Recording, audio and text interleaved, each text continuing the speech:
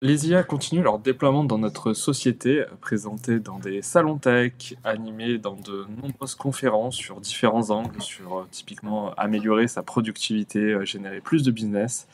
Il y a aussi un petit peu de questions autour de l'impact environnemental, des enjeux éthiques.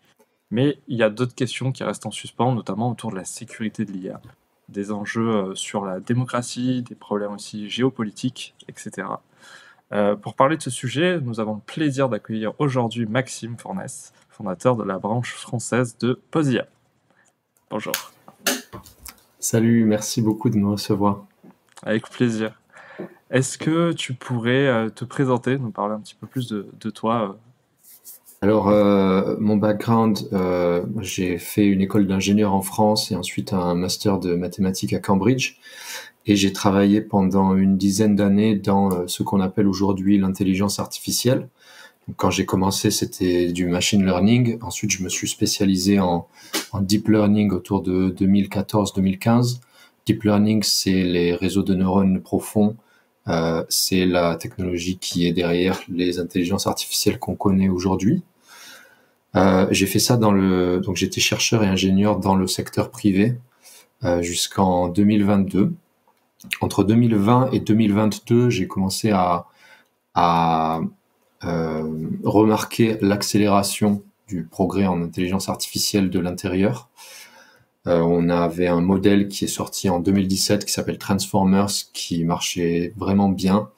Et en utilisant toujours le même modèle avec des petites variations, on obtenait des systèmes qui étaient de plus en plus compétents dans plein de domaines différents. Donc en 2022, j'ai commencé à réfléchir un petit peu aux implications de tout ça. J'ai décidé de prendre une année sabbatique pour travailler sur mes propres projets, réfléchir à ce qui se passe si on a des intelligences de plus en plus compétentes, les impacts sur la société. Et quand GPT-4 est sorti en 2023, là, j'ai commencé à vraiment m'inquiéter. Donc, je suis allé me renseigner de plus en plus sur un domaine de recherche qui s'appelle la sécurité de l'IA, qui étudie les implications d'avoir des systèmes d'intelligence artificielle de plus en plus avancés sur la société. J'ai fait un projet de recherche indépendant pour analyser les arguments des gens qui disent qu'il y a des risques et les arguments des gens qui disent qu'il n'y a pas de risque. J'en suis ressorti assez convaincu qu'il y a de forts risques pour la société à court terme. Et j'ai réfléchi à comment est-ce que je pouvais personnellement avoir un impact pour faire en sorte que les choses se passent pour le mieux. Je considère que c'est un problème avant tout de coordination humaine et pas un problème technologique.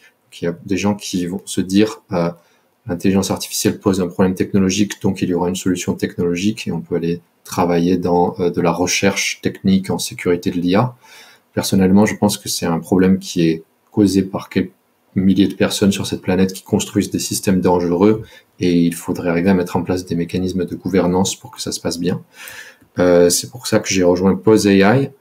Pose AI, c'est un mouvement international qui a été créé je crois que c'est autour de mai 2023, qui demande un traité international pour mettre en pause le développement d'intelligence artificielle dangereuse. Spécifiquement les intelligences artificielles générales. On reparlera un petit peu de ce que ça veut dire. Et j'ai rejoint ce mouvement international et en mai 2023, j'ai fondé la branche, en mai 2024, j'ai fondé la branche française.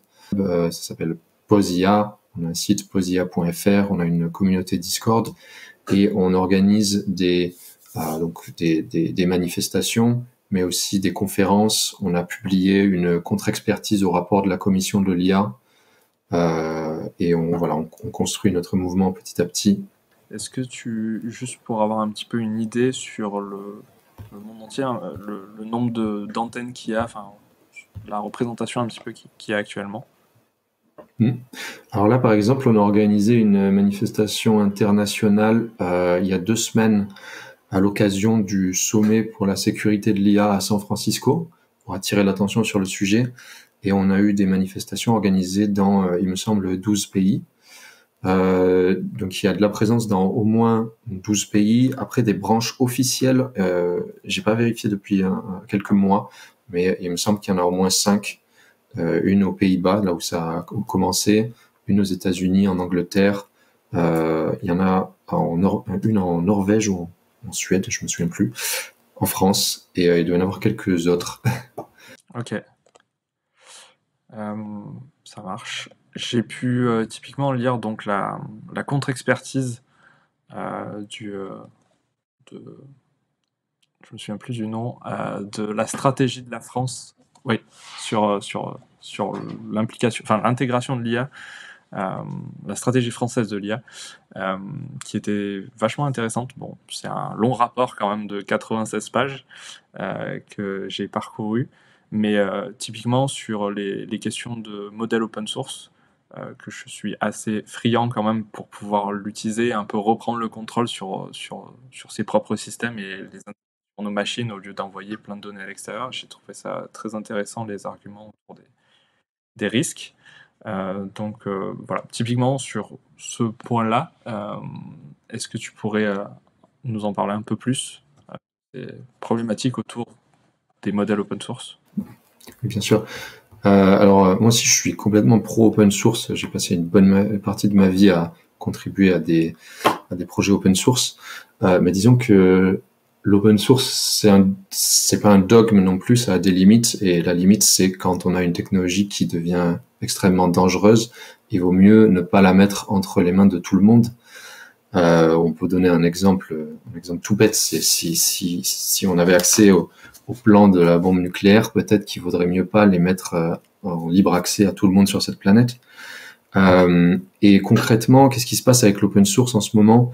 C'est le paradigme qu'a choisi Meta, donc aussi plus connu sous le grand public sous le nom de Facebook, qui construit des intelligences artificielles de plus en plus avancées et qui les met instantanément en, bon, non pas open source, mais open weight, c'est pas tout à fait la même chose. Ils les mettent en libre accès, disons. Le problème, c'est que là, par exemple, on s'est rendu compte que la Chine utilisait leurs intelligences artificielles à des fins militaires. Et Meta a publié une déclaration pour dire c'est contraire à nos termes d'usage et conditions d'usage. Donc voilà un petit peu le problème qu'on a face à nous, c'est-à-dire qu'ils publient des modèles ensuite qui peuvent être potentiellement dangereux. Ils publient ça avec des termes et conditions qui disent vous n'avez pas le droit de l'utiliser à des fins dangereuses. Ils rajoutent une couche d'alignement par-dessus qu'on peut enlever en un jour ou deux. En fait, il me semble même que sur les derniers modèles, il faut télécharger indépendamment le système qui aligne le modèle.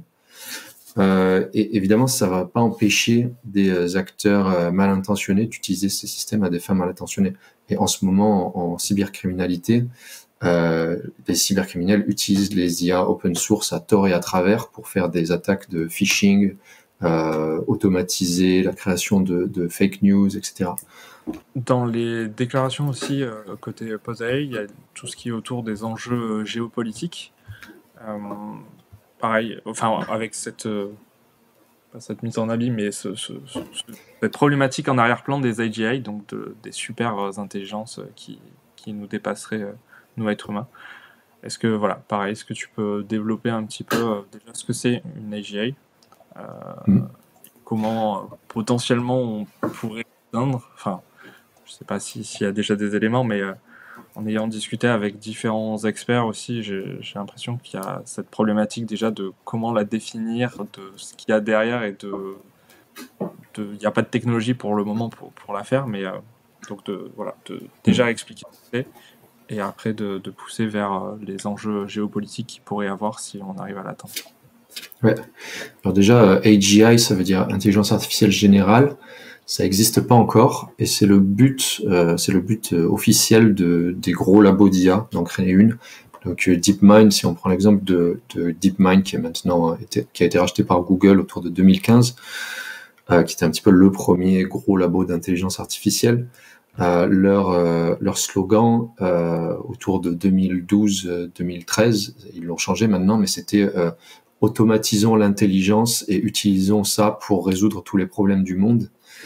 L'idée, c'est globalement d'obtenir un système qui soit aussi compétent que l'humain moyen dans toutes les tâches imaginables. Donc, je pense que ça, c'est une façon assez simple de définir une intelligence artificielle générale. On peut imaginer une liste de tâches et ça peut être vraiment tout et n'importe quoi. On peut les séparer en tâches purement cognitives, mais aussi en tâches physiques. Donc, tâches cognitives, ça pourrait être écrire un essai sur la politique de la Russie dans les années 30. Ça pourrait être écrire du code informatique pour créer un programme pour faire quelque chose de spécifique. Une tâche physique, ça pourrait être prendre un seau d'eau et le déplacer depuis le fond de mon jardin jusque dans une grange. Bref, on peut imaginer toutes sortes de tâches comme ça, à partir d'un moment où il existe un système unique qui est capable de les faire aussi bien que l'humain moyen. C'est ce qu'on appelle une intelligence artificielle générale. Et à partir du moment où il existe un système unique qui est capable de les faire mieux que le meilleur humain qui existe, c'est ce qu'on appelle une super intelligence. Donc ça n'a rien à voir avec des histoires de conscience, etc. C'est purement un aspect arriver à atteindre un but. Ok. Et donc, si l'un des, on va dire, des grands groupes arrive à l'atteindre, déjà, est-ce que, enfin, je me rappelle d'une intervention de Sam Altman qui était de dire que ça lui fait peur, mais que c'est aux États de réguler et que eux ils font que un petit peu construire et travailler là-dessus et que c'est pas leur rôle. Mais voilà, entre ce qui est censé se passer dans les entreprises autour de la sécurité et les impacts qu'il peut y avoir derrière. Voilà, Alors on a de la chance parce qu'il y a un domaine de recherche qui étudie ces questions un peu spéculatives depuis pas mal d'années maintenant, en sécurité de l'IA. Qu'est-ce qui se passe si on crée un système qui est plus compétent que les humains pour toutes les tâches imaginables? Et il y a plusieurs problématiques. D'une part, il y a des problématiques de perte de contrôle, qui sont celles qui paraissent les plus fantastiques, mais ce qu'il faut comprendre, c'est qu'on a un problème en ce moment qui s'appelle le problème de l'alignement, c'est-à-dire qu'on crée des intelligences artificielles, mais on ne sait pas comment les aligner avec des valeurs humaines. Donc, à partir du moment où on a un système qui est plus compétent que les humains et qui a un certain degré d'autonomie, donc qui tourne en continu, qui prend des actions, etc., en l'état actuel de nos connaissances, on ne sait pas comment faire en sorte que ce système suive les valeurs humaines, continue à suivre le but qu'on lui a donné dans le long terme, etc. Donc il y a potentiellement une problématique de perte de contrôle. Une façon assez terre à terre, disons, d'imaginer ça, c'est un virus informatique. On peut imaginer une intelligence artificielle qui se propage sur Internet, se réplique et pirate des systèmes informatiques, etc., se propage. Ce serait un problème de perte de contrôle. Maintenant, si on arrive à résoudre le problème de l'alignement, là, on n'est pas du tout en état de le faire. On ne sait pas exactement quand ce serait possible, mais actuellement, ça paraît très lointain. Mais si on arrivait à le résoudre, alors on aurait toujours des problématiques d'utilisation mal intentionnée de ces systèmes. Donc on obtiendrait un système qui est plus compétent que les humains pour tout, et qui obéit, disons, qui répond aux ordres qu'on lui donne et qui arrive à comprendre l'intention de l'humain qui l'utilise, ainsi que toutes ses valeurs, etc. Comment est-ce qu'on fait pour empêcher que des acteurs mal intentionnés utilisent ça à de mauvaises fins? Donc typiquement, ce système serait aussi compétent que les meilleurs pirates informatiques humains. Comment est-ce qu'on fait pour empêcher tous les gens qui, sur cette planète, ont envie de répandre le chaos, d'utiliser ce système pour répandre le chaos. Donc ça, c'est les deux grandes problématiques.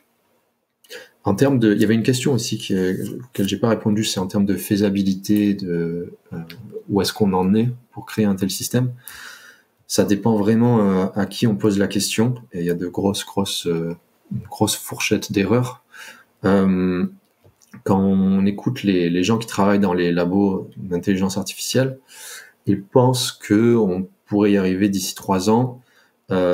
Quand on écoute d'autres personnes, on a des opinions qui varient de dans 1 an à dans 50 ou 100 ans. Si on regarde des agrégats de prédictions d'experts, on arrive à quelque chose comme... je ne veux pas dire de bêtises, mais une fourchette qui va de 3 ans à 15 ans. Ce qu'il faut savoir, c'est que on a un paradigme en ce moment qui consiste à juste faire grossir les modèles qu'on a, donc créer des modèles de plus en plus gros, sans vraiment faire de nouvelles percées de découvertes scientifiques. Et la question, c'est est-ce que ça va nous emmener jusqu'à une intelligence artificielle générale ou pas? C'est une question difficile à répondre. Il y a encore quelques mois, on pensait que c'était assez probable. Depuis quelques semaines, il y a eu des annonces qui font redescendre un peu l'enthousiasme sur ça. Donc, Ilya Sutskever, qui était un peu le cerveau derrière OpenAI, qui a annoncé que ce paradigme était en train de s'achever. À prendre avec des pincettes, parce que maintenant, il a fondé sa propre entreprise, et il a tout intérêt à ce qu'on pense que c'est le cas, parce qu'il n'a pas les capacités pour rattraper OpenAI en termes purement de moyens. Mais voilà, il y a tout un questionnement là-dessus. Et je conseille de jeter un coup d'œil au rapport qui s'appelle Situational Awareness, qui a été écrit par Leopold Aschenbrunner, un ancien employé de OpenAI, qui explique voilà, sa vision des timelines. C'est assez gros, ça fait 200 pages. Les 100 premières pages sont dédiées à essayer d'estimer quand est-ce qu'on aura une intelligence artificielle générale. D'après lui, il y a de fortes chances pour que ça arrive d'ici 3 ans. Ok.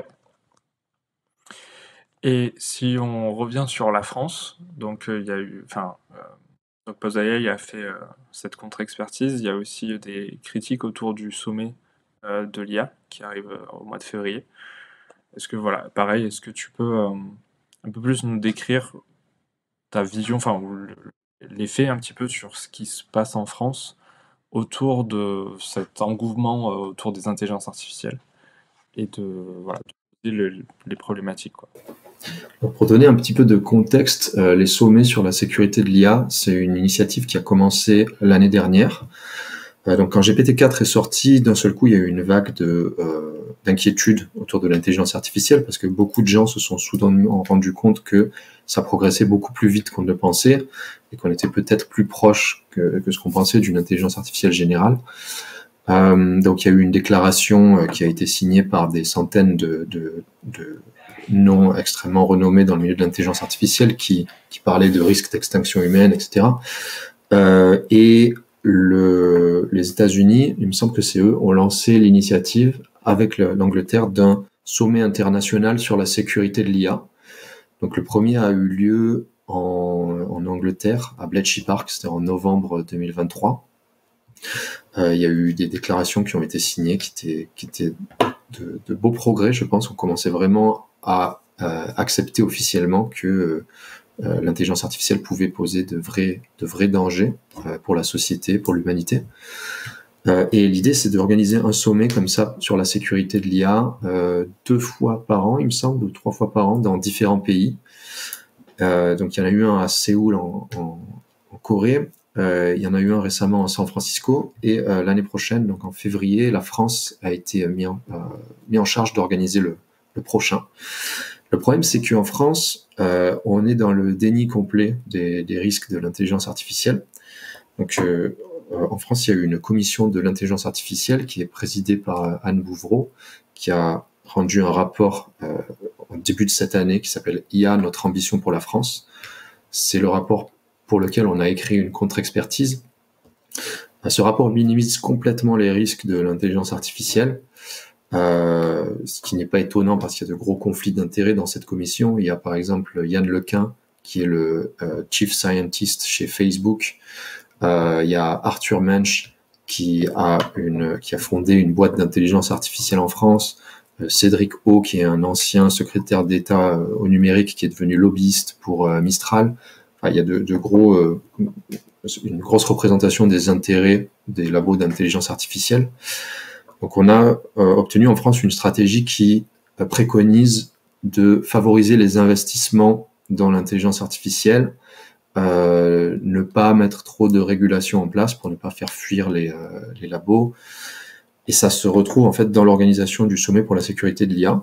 Donc le plus bel exemple, c'est que la France a décidé de renommer ce sommet. Ce sera plus le sommet pour la sécurité de l'intelligence artificielle, c'est maintenant le sommet pour l'action sur l'intelligence artificielle.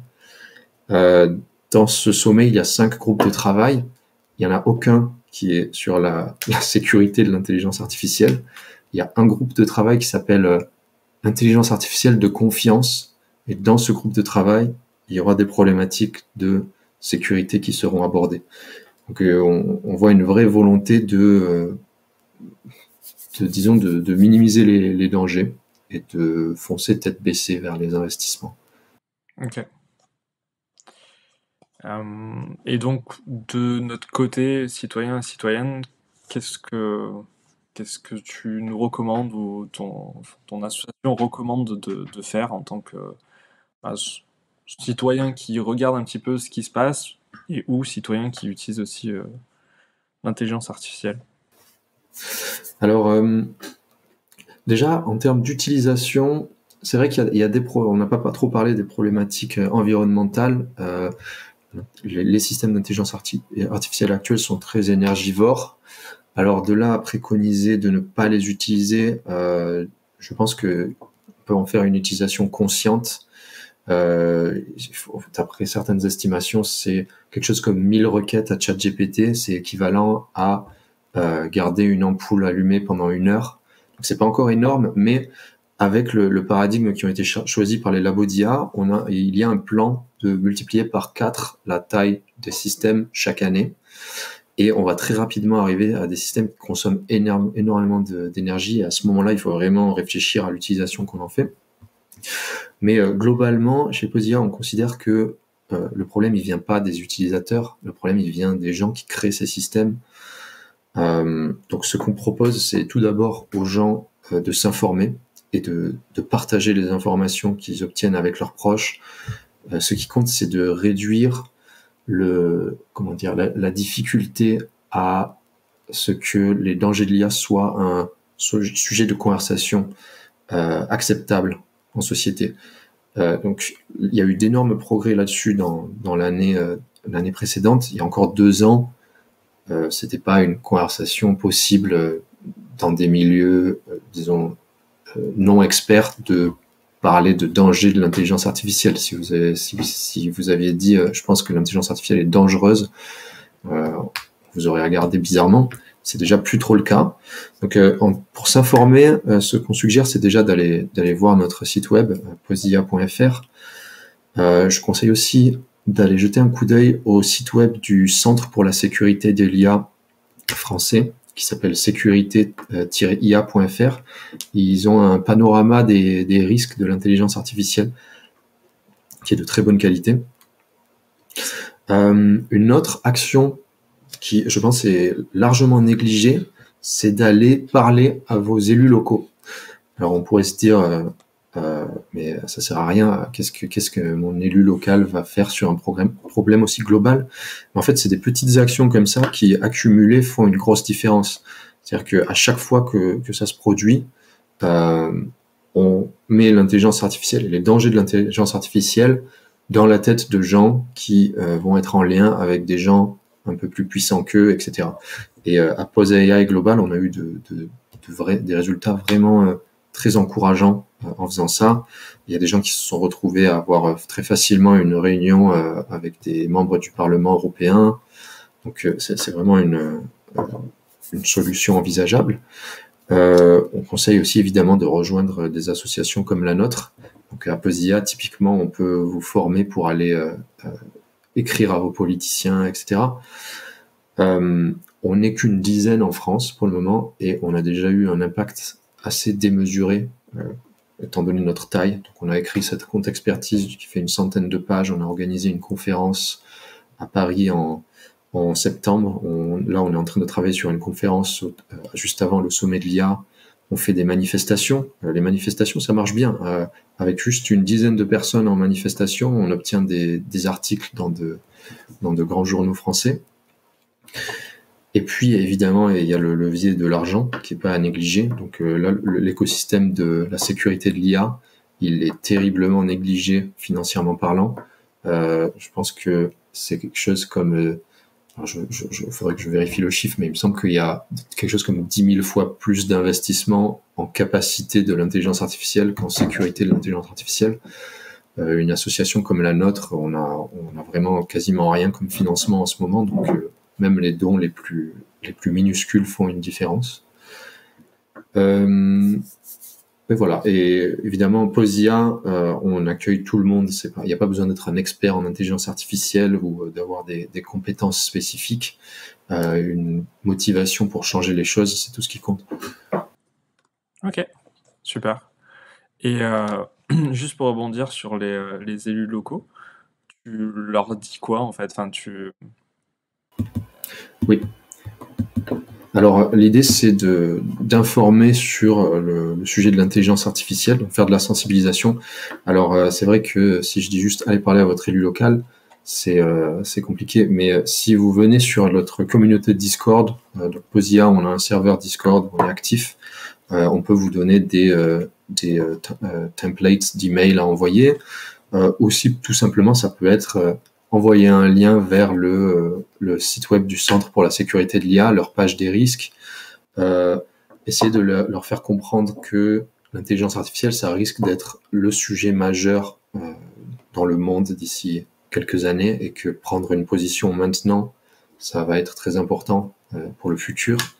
Donc, on a des conseils à donner. Je pourrais pas vraiment les donner là rapidement dans un entretien, mais voilà, venez sur notre communauté Discord et on pourra en parler. Ok, ça marche. Est-ce que tu as un dernier mot de la fin? J'aimerais faire comprendre aux gens que l'intelligence, c'est pas de la magie. Il y a cette idée qui est vachement répandue et qui pose beaucoup de problèmes. Et là, ce qui se passe, c'est que on est en train petit à petit d'automatiser l'intelligence. Et tant que les gens continuent à penser que c'est impossible, ils risquent de manquer ce qui est en train de se produire complètement. Ok. Et donc, qu'est-ce qu'on pourrait en faire après l'avoir compris? Après l'avoir compris, j'aime bien un angle que je conseille aussi beaucoup aux gens, c'est l'angle de leur propre travail. Essayer de se faire une idée. Donc, là, en ce moment, il y a des gens qui sont en train d'essayer d'automatiser votre travail, quel que soit le travail que vous faisiez. Parce qu'on est en train d'essayer de créer des intelligences artificielles générales et que par définition, si ce système existe, il pourra automatiser votre travail. Donc un angle intéressant, c'est de se rendre compte, d'apprécier dans combien de temps mon travail sera automatisable d'après donc quelle serait la fourchette de temps dans laquelle ça peut arriver. Est-ce que j'ai un travail qui risque d'être automatisé dans 2 ans? Est-ce qu'en fait il existe déjà une technologie qui automatise mon travail? Par exemple, si vous travaillez dans un centre d'appel, là il y a des technologies qui peuvent automatiser, je dirais 80% du travail qui se fait dans un centre d'appel qui sont en train d'être intégrés à la société. Du coup, ces angles-là vont très bientôt disparaître. Je trouve que c'est un angle d'approche intéressant au problème pour se rendre compte de ce qui risque de se passer dans les prochaines années. Merci de nous avoir éclairé sur toutes ces questions et tous ces enjeux autour de l'IA. On pourrait en débattre et discuter des heures et des heures. C'est un sujet très très très très large et très très complexe. Donc merci à toi d'avoir pris ce temps-là et à très vite. Merci beaucoup, c'était un plaisir.